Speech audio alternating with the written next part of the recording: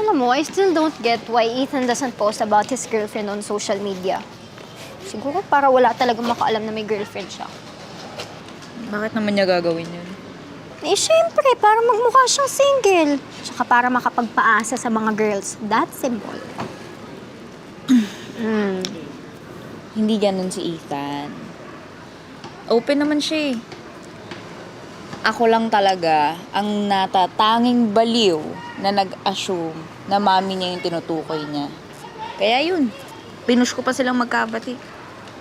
Ay, naku, Billy. Alam mo anong tawag sa'yo? Kopya. Gusto mo?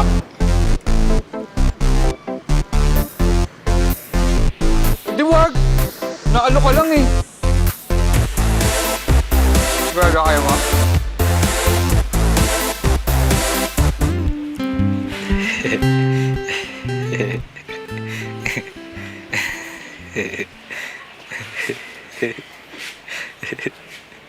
Kuya, anong ginagawa mo? Ha? Nag-aaral ako ng anatomy. Bakit? Tagilan mo ako sa anatomy. Saan mo nakita yung sexy star na yan? Ha? Oh, Kilala mo pa ba si Kakay Taba? Kakay Taba! oo naman! Oh, close ko yun! Close mo yun? Bakit? Ito na siya ngayon.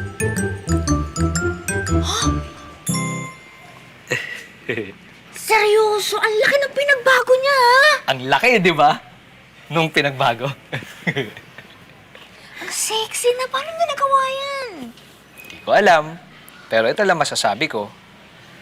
Meet my future baby, Kakay. Nako, kuya.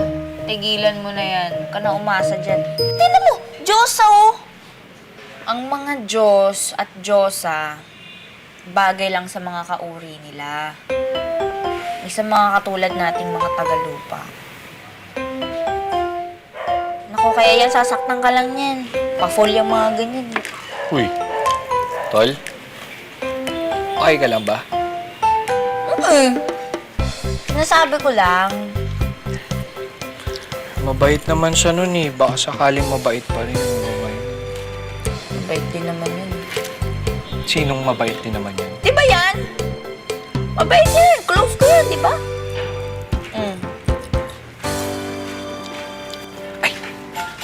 Bye! Awi. Kamusta po? Kausap po ang lakad. Okay. Paayos. Masaya. Saya. Hinga muna ako, ha? Uy! Hanep, Pawi! Pinagod mo naman po ka agad-agad. Lawan ng pa-warning.